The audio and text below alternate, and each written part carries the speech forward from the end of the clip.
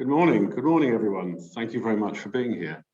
I have the pleasure of following on from that, I think, stimulating opening session with the pitches from the mission managers. And what we have now ahead of us is taking this to the next step, getting a view from countries, from member states, from associated country, on the sorts of issues which arise in terms of connecting between the EU level and the national level. And I'm sure we'll also hear some interesting perspectives on how different countries understand this missions approach. We have four presentations. We start with Christian Oginski, who is head of unit for EU policy and connecting with the OECD in Austria. We have David Gonzalez, who is senior advisor in the Ministry of Research and Innovation in Spain. We have Ivan Lorentzen, who is a senior advisor from the Department of Research and Innovation in Norway. And we have Thomas Wobben, who is a director at the Committee of the Regions here in Brussels. As I said, the important thing to take away from this is the fact that we don't attempt to try and say this is clearly the the sole and unified picture. What we try and highlight is the fact there are a diversity of views coming out here. We try and get different perspectives, and I'm sure we'll see that. At the end of the presentations, we also have a Slido moment where we will try and understand a little bit of your views, participants' views, about the nature of the obstacles which we have to overcome in terms of that connected picture, in terms of making the links, making the joined up view of between national and the EU level. So with that, if I may, I turn to the first speaker, and that is Christian Oginski. I would remind all speakers, please, to stick to the allotted time of 12 minutes. Thank you very much. Thank you very much. Good morning from Vienna, and thanks to Neville for your kind introduction. In the next 10 minutes, I will speak about the legal framework that we have in Austria for the missions. I just try to move on with my presentation. Here we are. Yeah, and then also give you some indications on the Austrian governance model currently under discussion. And then I turn to some support instruments that we are planning to establish, and I will close with a couple of opportunities and challenges as we see it, as an input to the Slido that will happen at the end of this session, as I assume. Let me start with the Austrian Rti Strategy 2030, adopted by the Austrian government just before Christmas, and which defines the general objectives of the RTI policies over the next 10 years, inter alia also with reference to Horizon Europe. You need to understand that at the heart of the strategy, we identified 10 central institutions that are primarily, not exclusively, but primarily responsible for implementing the strategy. All this is put down in the Research Funding Act of last year. But the substance of the implementation of our strategy relies on a revolving RTI pact. And the first one is from 2021 to 2023, where the promotion of EU missions in Austria is highlighted. You can see that in this pact, this is a quote from the pact itself, it says that in Horizon Europe, missions will be of particular strategic importance. And the three RTI ministries, together with the central institutions, will intensify strategic coordination.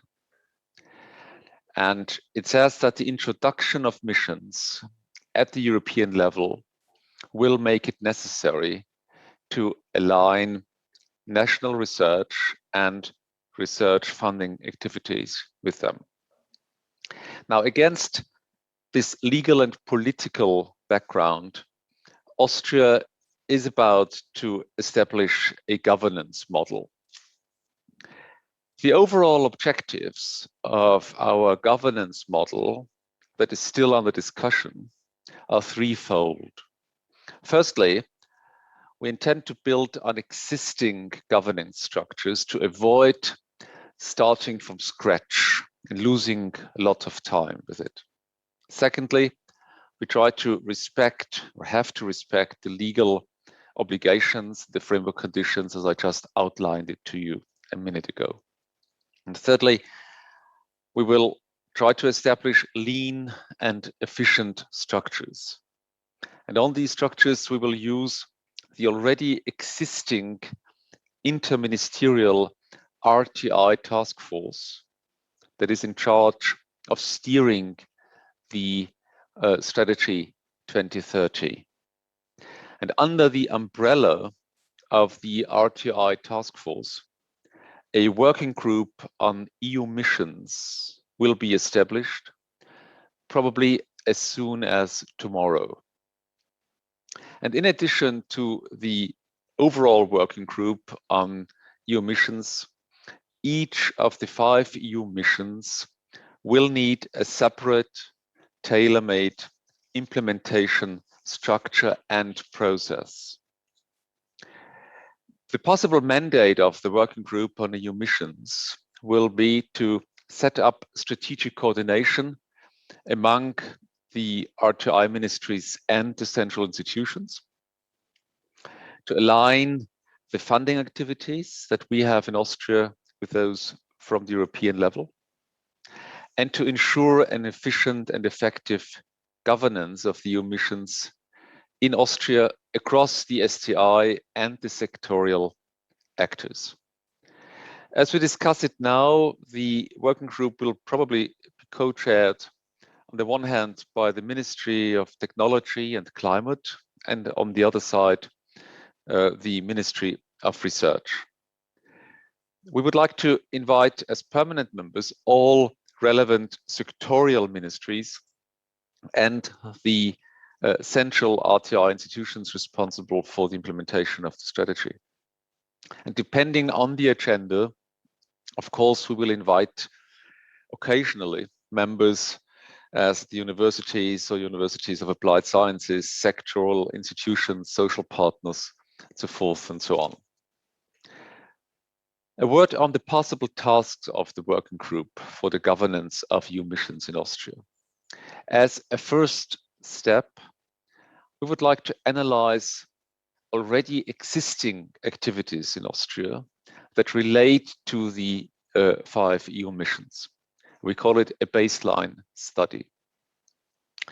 Then we would, of course, need to create a network of RTI and sectorial actors who most importantly share a common understanding what needs to be done in Austria.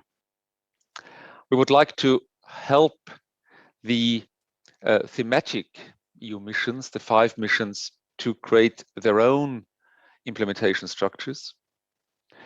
We will try to focus also on the coherence among the Horizon Europe and other EU national and regional programs and initiatives, also in the light of the green and digital transitions that are important background policy context. We, in the working group, would like to provide or distribute strategic intelligence from many different sources. I need to say that establishing a working group on EU missions is necessary, but it is not enough. And we need a set of instruments in addition to the working group itself to support the governance of missions on national level. And I offer you to catch a glimpse on a number of support instruments that we plan to use in the coming months and years.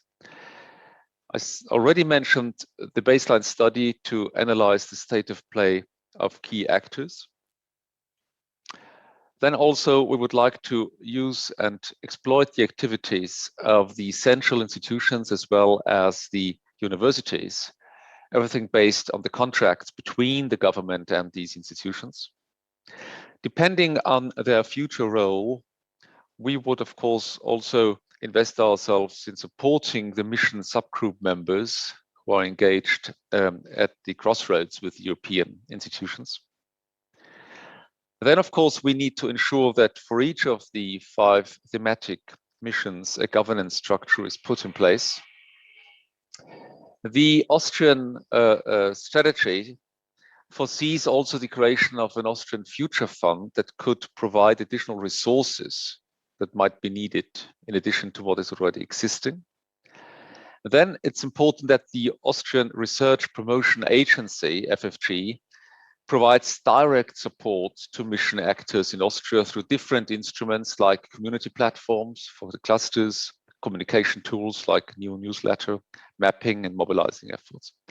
And finally, we would like to tap into international knowledge and activities. On the one hand, from the side of the OECD, a project on which I assume in the next session, Philip will talk a lot about. And then also to get support from the European Commission. And that, of course, is still a bit of an open question mark for us, which brings me to a few opportunities and challenges that I would like to stress at the end of my presentation. I think the benefits of working together around EU missions are very clear and obvious, both for the RTI system in general, but also in providing and directing our efforts towards the major transitions of our society.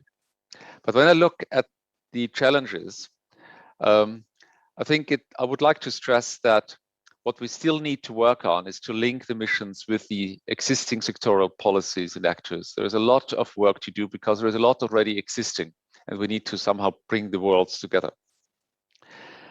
We also need to find the right balance between what we do at the national level in this working group, overall working group on the EU missions, and what should happen and what is responsibility for the thematic governance for each of the 5 missions in Austria.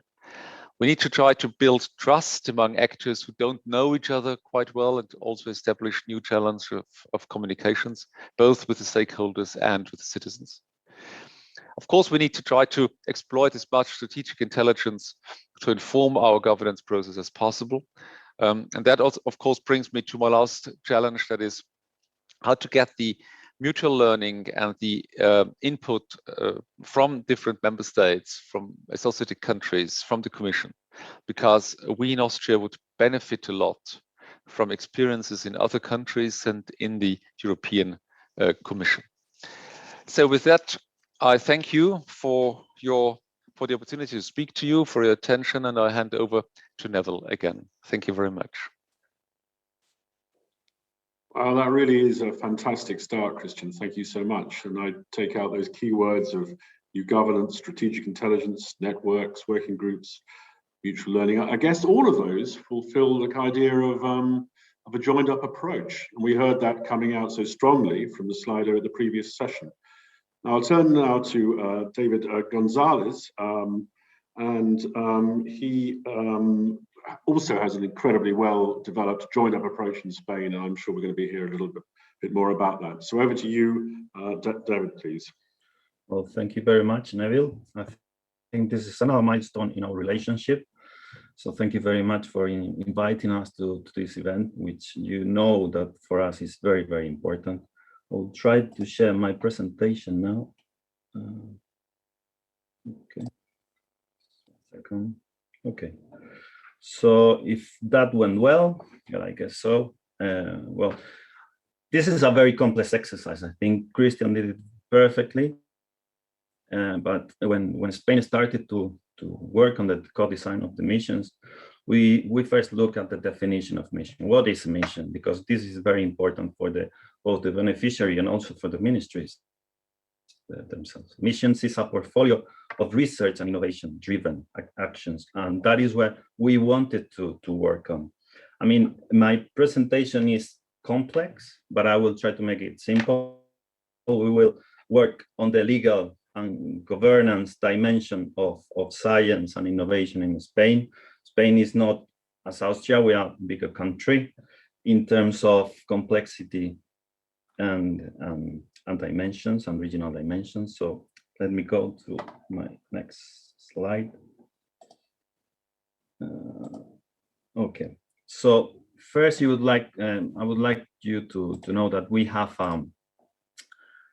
in strategic level, I mean, the science law in Spain is defined with two main instruments, I would say. One is the national strategy. Spain has published its strategy in December last year. It is fully aligned with Horizon Europe.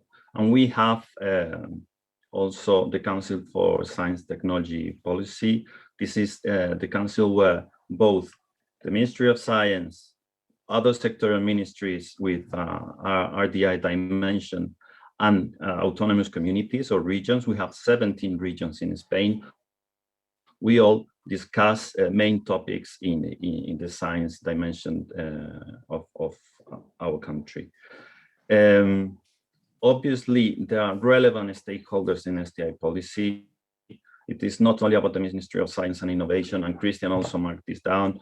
There are ministries in charge of the green and digital dimension, also agriculture. And this is very important because they have to be, and we have to be coordinated with the 17 regions. At national level, only at national level, we have three main funding agencies: CDTI, the State Research Agency, and the Carlos III Health Institute. Okay, so this gives you the importance of the governance of the science policy. If we only focus now at the state level, we are currently working with the recovery plan, the National Recovery Plan, which has a science dimension. And this makes things really complex at the strategic level, but also at the planification level. So we have the National Recovery Plan, our national strategy, which is always playing the umbrella role. The Horizon Europe, which for us is one of the main programs and the main program we have to follow, and we have to be fully aligned, okay? And this is also coordinated with the strategic dimensions of the Agenda 2030 and the OECD dimension that Christian explained. This is the state level, but if we go to the regions, obviously these regions, they have a competence in science. Science science competence in Spain is shared by the state and the regions, but among the 17 regions, we have a variable competitiveness, a variable level of innovation. We are a moderate country according to the Innovation Scoreboard, and regions differ among themselves. And they have different smart specialization strategies with different dimensions: cultural, economic, and research and innovation reality. So the whole environment is very complex in our country, and we try to solve it because we wanted to be part, as I was saying in my first intervention, be part of this portfolio of activities. We want to be part of the design, and for that, this is another picture showing the complexity of it, but how we integrate both regions, states, the different ministries, and we have a governance already established to make this coordination possible. And the first thing we did, and I think it was 2 years ago, was to create 5 mirror groups. So we looked at the Commission, of course, and we saw that you have this inter-service, the dialogue that we see now in these different missions, and we created the same. We have, under the coordination of the Ministry of Science, we started working on the co-design. We made a very big COP25 event where we presented the 5 missions at the mirror groups start working. We have a full collaboration with the mission boards. These mission boards are composed of research funding organizations, research performing organization, ministry, relevant stakeholders, and regions when they were putting that interesting. Okay, we looked at the importance of citizenship in the missions. We have, of course, a great institutional support. And one thing we did, and you have here in the right-hand side of the slide, 3 publications where the mirror groups with the stakeholders, with all the relevant stakeholders, explicitly made to the mission board the main objectives and activities where the Spanish system for science and innovation could participate. These are the responsible people for doing that.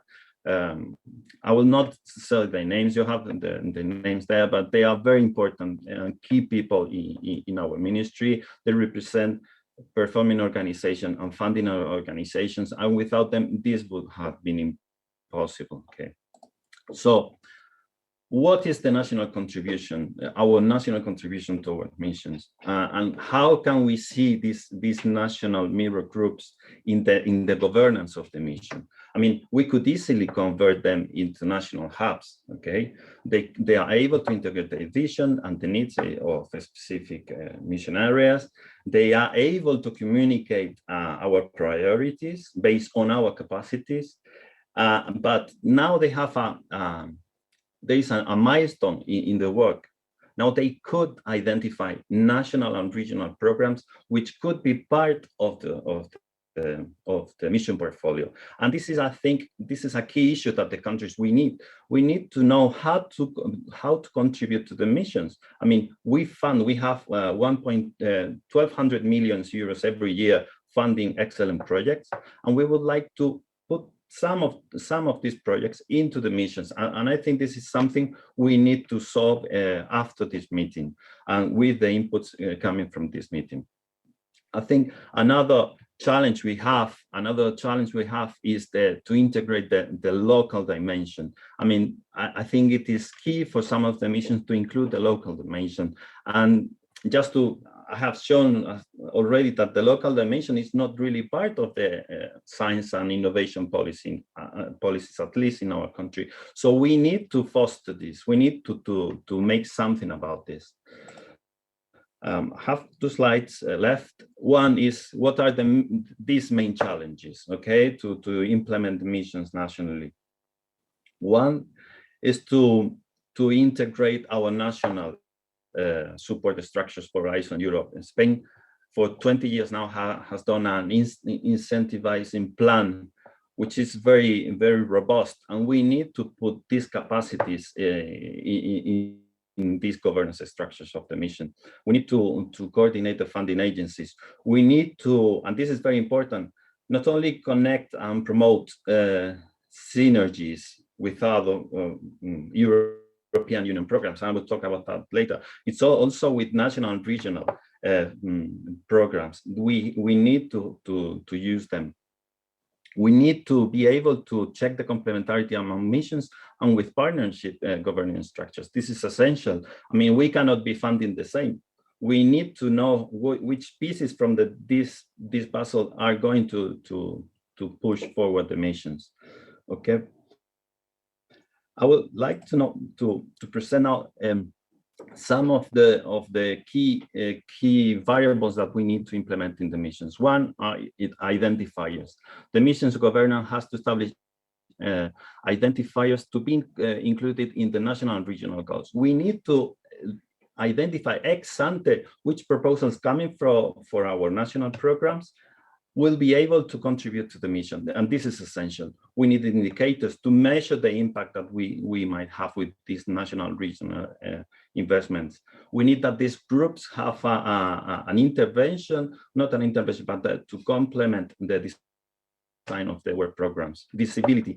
I mean, it is important, and this is essential, that the regulations coming from horizontal programs such as the RTF, the life programs that one of the colleagues from the secretaries mentioned, or other programs, they mentioned the missions, because for the national authorities, when we discussed this with colleagues from the economy ministry or from the agriculture ministry or the transition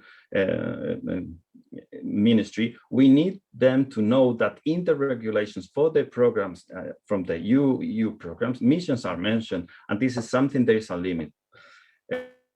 That we are encountering. Synergies. It is important that the governance include these programs. They have to be included because the Horizon Europe program will only fund R&I actions, only research and innovation. This is the meaning of the portfolio of excellence-based research activities that is mentioned in the regulation of Horizon Europe.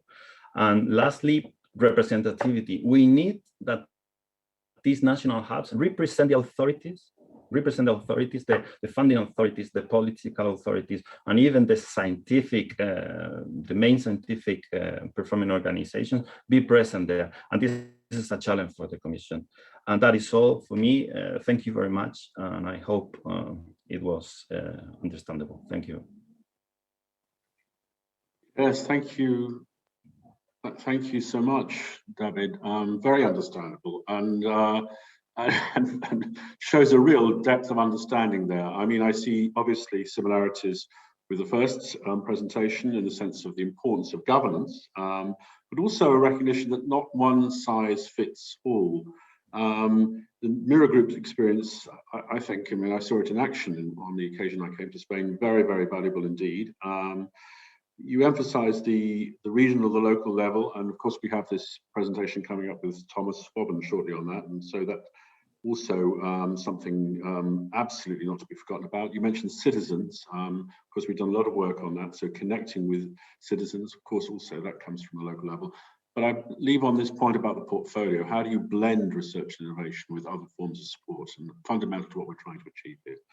So thank you so much. And with that, I go on to Eivind for his presentation on the Norwegian setup. Thank you so much, Eivind.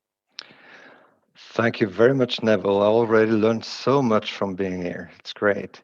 I understood that you will put up my foils. Carla? Yes.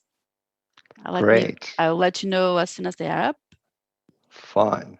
So, I mean, I just started. So, I mean, what I'll basically do is I will try to expand a little bit on how we think on missions nationally currently, on challenges and opportunities. Then I will go into some concrete cases on mission approach, very much inspired by the European example. And then I will close with how do we work on the national implementation of the Horizon Europe missions, and also what do we see as potential hurdles. So if everything is up, are the foils up yet? Yes. Yeah, next slide, please. And next slide again.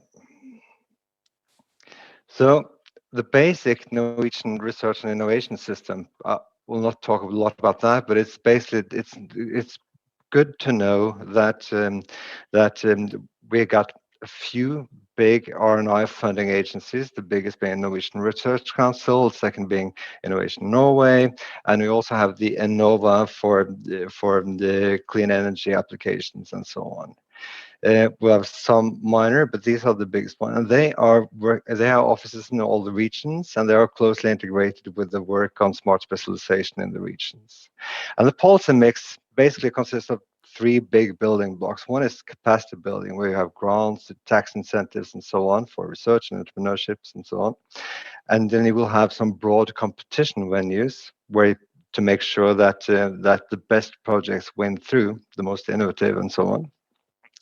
And then you will have the thematic programs, where you will have thematic clusters and centers and so on and so forth. And these will be in strategic areas. What we've seen during the last, say, 10 years is that the importance of demand side instruments and procurement has become more pronounced. We've also seen that innovation instruments like design have been more common in projects. Finally, to close off the introduction to the system, is basically that we take the ERA objective of coordinating funding calls very seriously. So we work a lot on aligning national and European calls. And we also think that in this field, European solidarity is very important. So one of the main priorities of the EA Norway grants is research and innovation and cooperation. Next slide, please. So where are we now? What we do see is that some of the basic challenges that inspired the thinking on missions are very much prevalent for us as well. So how do you address wicked problems? How do you increase impact? How do you transcend sectorial goals? Now, part of that is also political. We see that our system responds fairly well when there's a very clear political direction. And this, I mean, just to take an example, you would say that if you take the European context, think about the inspirational power of the European the Commission having presented these 5 missions. It has a huge inspirational power. Everybody knows that these issues are important and come on, let's go solve them. So there's a political dimension to it, but there's also a methodological. And we see that there is things to be developed and learned. One is how to engage citizens. And also we think that even though we have a lot of stakeholder dialogue, there's definitely more to learn about really harnessing the potential of industry involvement and not least public sector innovation at local, regional and national level. And that's why we think that it's so important that we learn on a European stage, that we establish common understanding. And I look forward to Thomas, the presentation afterwards, and Philip's after that. But what we do see is that we take on board many of the descriptions of challenges that leads to mission as the answer. But we also have some challenges. How do we adapt missions to the national system? Where does it fit in the policy mix? How much, at which level, and so on? And also, are there other responses to those same issues? Could that be more procurement, etc.? Next slide, please. Now going into a couple of cases, just to show some dimension. One is the mission that was presented in April. It's political. It's a very broad, very intersectorial, and it shows the combination of policy with monitoring, mapping, and research. So it's cleaning up the Oslofjord.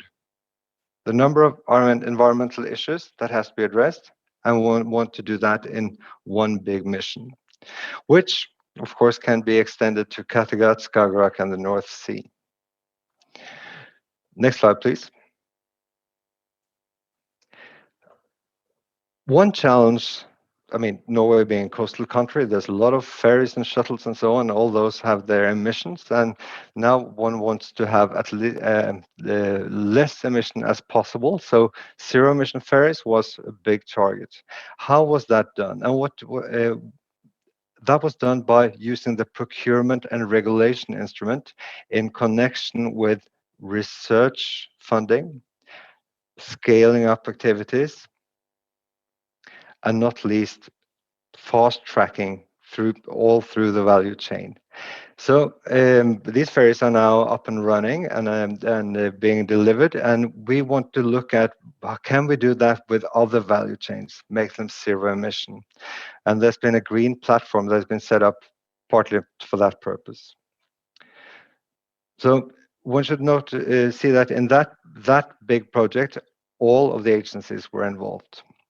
Next slide, please. I'll point to the sea limit, which is about efficient carbon storage and usage. And there are two things I want to highlight there. One is that it's speed. It's about fast realization of climate technologies. That's at the core of missions as well. The second is the kind of application. One of the applications here is the biggest cement factory in the country. Like we see all over Europe, cement factories are important sources of emissions.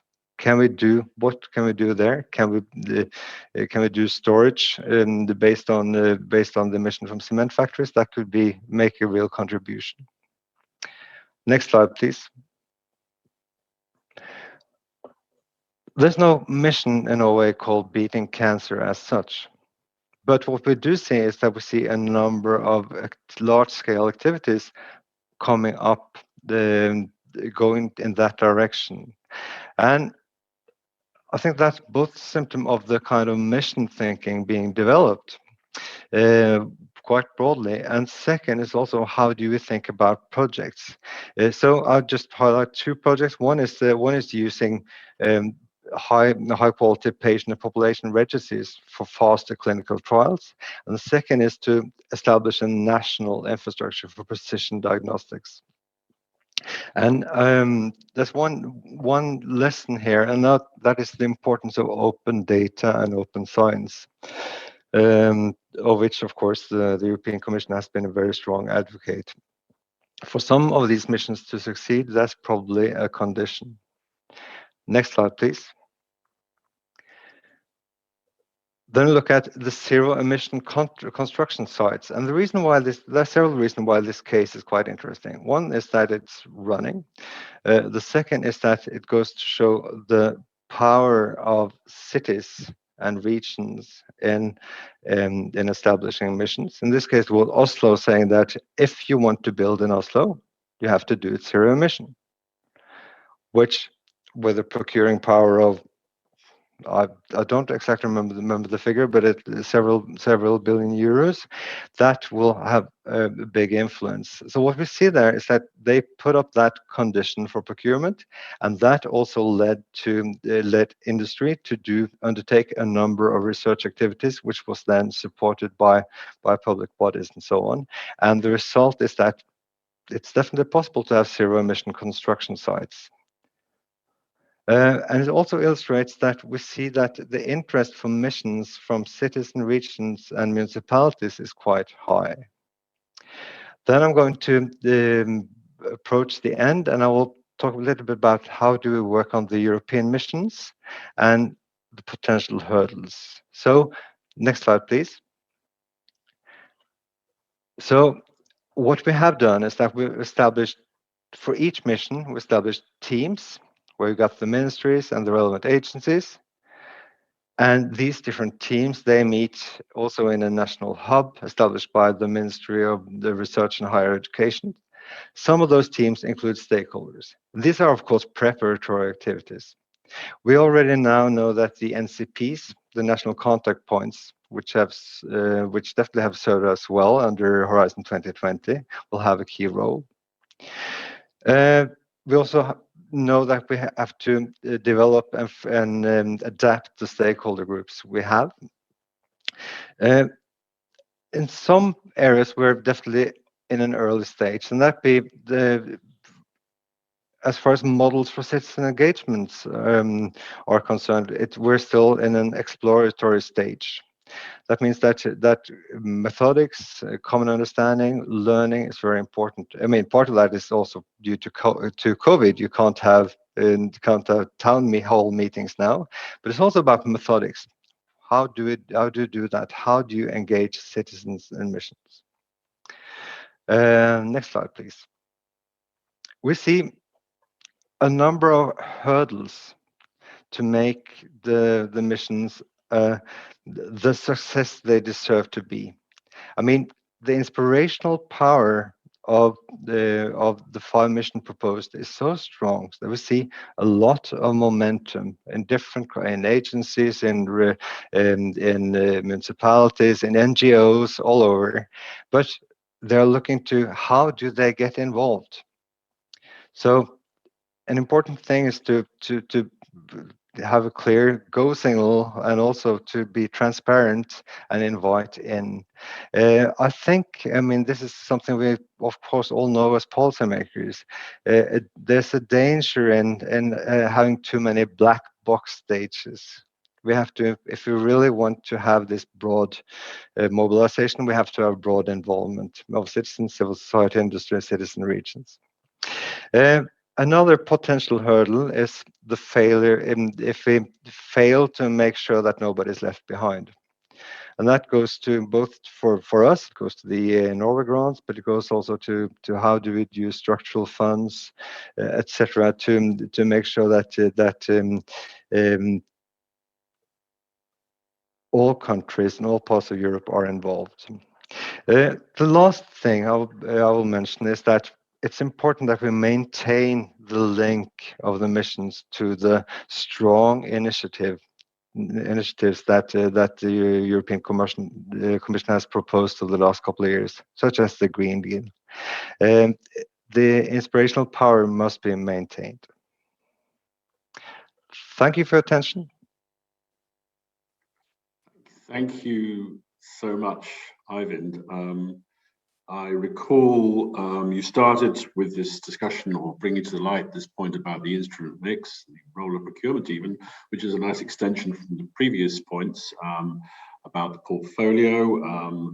Your emphasis on hubs, again, some very nice examples there came out. I like the phrase missions address wicked problems. Makes a change from talking about challenges. And I conclude with this point that you had the power of cities and regions, which is a nice way to open the floor for Thomas Wobben to give us a view, an entirely complementary view, but different on the regional dimension. Thank you so much. Over to you, Thomas.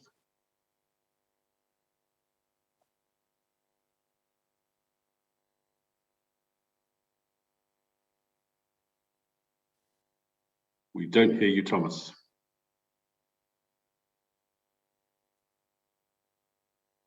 So now maybe, can you hear me now? We hear you fine. Yes, okay, wonderful. And I hope you can see the mission, the slides. I put them on.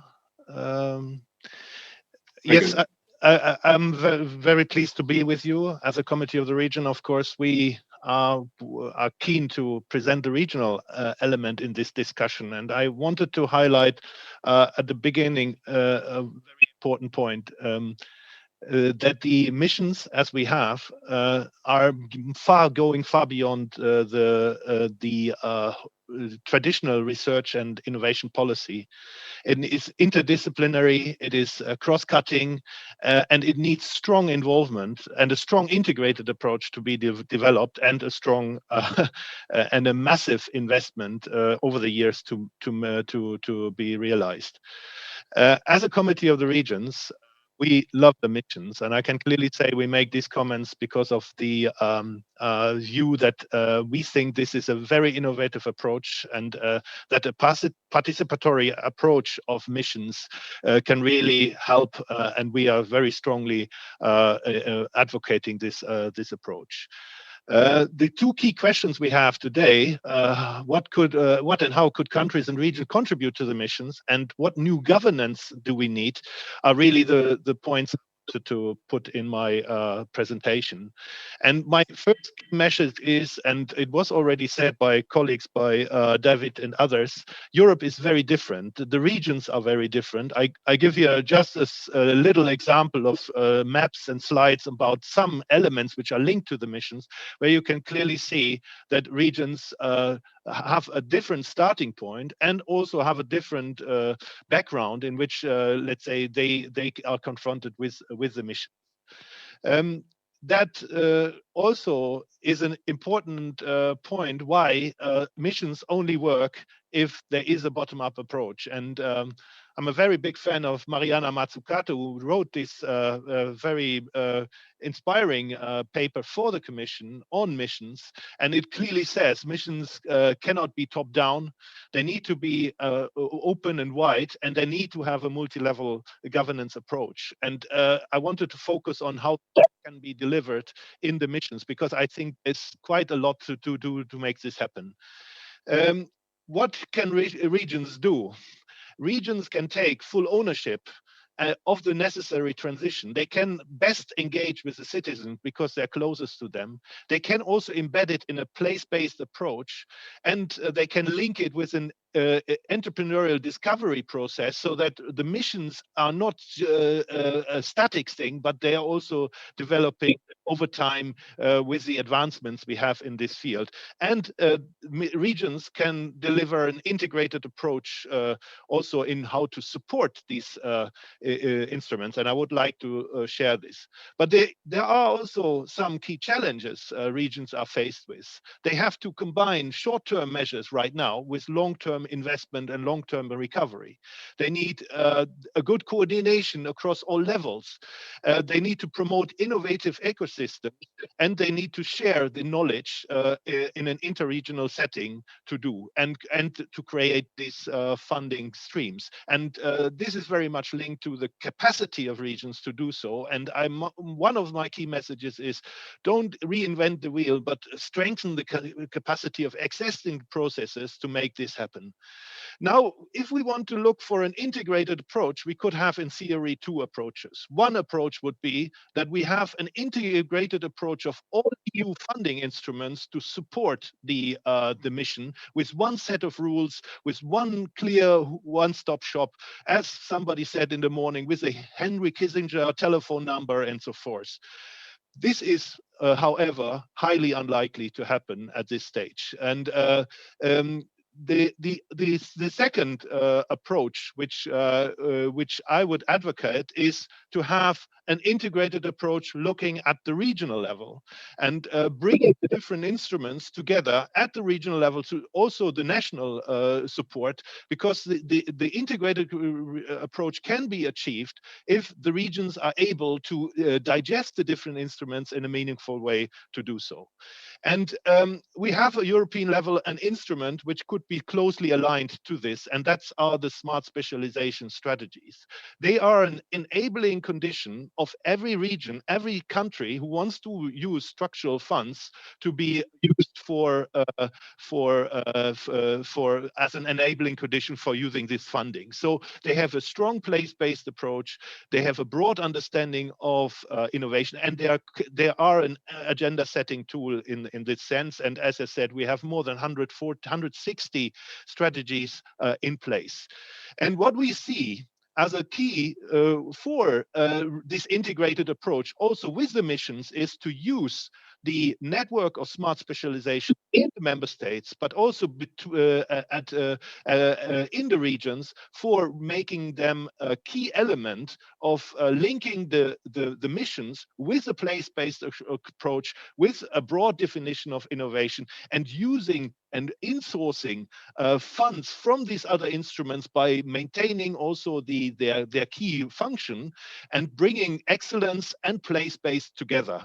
And I think that is what we would see as a key element for implementing the missions for the future. However, this should be done on a voluntary base, not on a top-down base with somebody in Brussels deciding how it should do. No, the mission implementation at the local regional level and the smart specialization should do this together. And in some missions, we have the idea of partnership contracts, and they could be an ideal tool to make this link there. So what new forms of implementation of structures and governance are needed?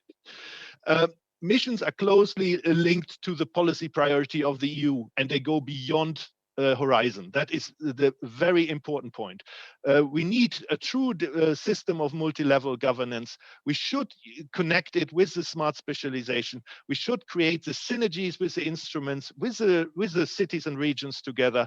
And also we should use the ERA hubs, the ERA debate, to really link up the regions with the missions, with the European research area, and also to strengthen their interrelatedness. This has been foreseen somehow in the ERA communication, but I really want to emphasize this is very important to follow up, and also to make the partnerships open for regions to join and through their smart specialization strategies. We have in the urban mission the proposal of a three-step approach, how to link excellence-driven mission support from the Horizon program with the place-based approach. And maybe this approach of having a call for cities and regions to sign up for the missions, then in a second step to develop an integrated approach of collaboration, and then to have the funding of the projects, could be a very pragmatic way to do this. For doing so, we need to make local and regional level an integral part of this implementation in the mission boards, in the mission assemblies. We need regular multi-level dialogues. And as I said, we need to have multi-level governance as well.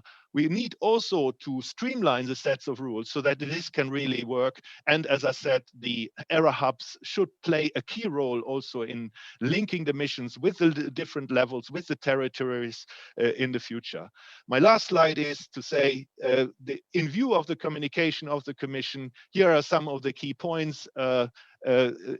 Focus on multi-level governance, focus on innovative ecosystems as a mantra for implementing these most of these mission partnership contracts, ERA hubs as delivery tools. And as a committee of the region, I can clearly see, as a consultative body to all 3 EU institutions, we would like to be a very active role, play an active role in this. We have a collaboration with the Commission in this. We see also the need to really have cities and regions in the governance much stronger, as it also was mentioned by David, and we need a pragmatic monitoring tool in order to make it happen. And with this, I thank you for your attention, and I'm open for any further questions. Thank you very much. Yeah, thank you so much, Thomas. I mean, the easy job I've had here, I think either we managed to plan this very well, or the speakers are very, very smart, which I think the latter, because each of the presentations seem to link very nicely and bring out the points of the previous one. And of course, what was so good here was to hear about Thomas's reference to potential ERA hubs, or ERA hubs is the way in which these could actually provide a means for supporting the missions approach. Of course, other points coming out were multi-level governance, the place-based bottom-up approach. I mean, we've done a great deal of work already in the citizens engagement. I think you're aware of that. Synergies, and how fantastic to have a step-by-step approach for getting involved. And we all know that people want to do things quite often, but they don't know actually how to do it. But you've offered us a way to actually have that step-by-step approach to get involved at the regional level. Look, thank you all for the presentations. Now, if this works, I'd like to turn to a Slido. Trouble is, I don't see it on my screen. Maybe you see it on your screens. You do, I think, yes. And basically, there are. We're asking you to pick the 5 of the points which you most agree with in terms of the obstacles to a joined-up approach. And I think you see them in front of you. Visibility of the missions and understanding of their added value, understanding of how to get involved, links between missions and other EU policies, connection between EU missions, governance and the national and regional level, opportunities for national learning, mutual learning between the EU national and regional levels, trust and channels of communication between stakeholders, citizens and civil society, and strategic intelligence to inform the governance process. I see the results, they're coming in now, that's good. And I always find this incredibly fun to see the dynamic picture. Perhaps people are watching the results and responding once. There's an element of the possibly the Eurovision Song Contest about this. Look, can I now turn rather briefly to each of the presenters just to give a reaction on those results, and I'll do it in turn. I mean, really, we're looking for a rather quick, maybe 1 minute. Christian first, then, please. All right. Thank you very much, and thanks to all the co-speakers for this very interesting session. From my side, I mean, it's very interesting to see the Slido. Also, I don't see it at the moment, but I'm sure that it's still moving in one or the other directions. But what I want to say is that when listening to all the presentations and also yes, and here the challenges that we face, in particular the connection between the different multi-level governance structures, I think I want to argue in favor of failures. Let's celebrate failures. Let's just try and fail and learn and fail again and learn again. So just to not be overloaded by the burden of getting everything right from the outside. It's so a complex world in which we are trying to do the best in implementing the missions. I think that we should be all very brave in that, and we should while we try to do our best, also acknowledge that of course in such a complex context at regional, national and EU level, and probably also global level, we cannot do everything right, and in particular not everything to right top down. So we should also allow room for the actors on the ground to do the best from their perspective and in their interest. And I think then we will all get in the right direction. Thank you very much. Thank you so much. Now on to David. Right, thank you. Well, it was really interesting. I know some people in this meeting today, they wanted to know how to participate in the missions. But I think the questions to respond today is how countries, how regions can participate into the mission. How can we contribute here? Thomas' presentation was music to my ears. I mean, I think it is essential that EU programs contribute to the missions. Science cannot do this alone. I think what you presented was crucial for countries and regions. Regions have to know that their smart specialization strategy, they have to involve missions.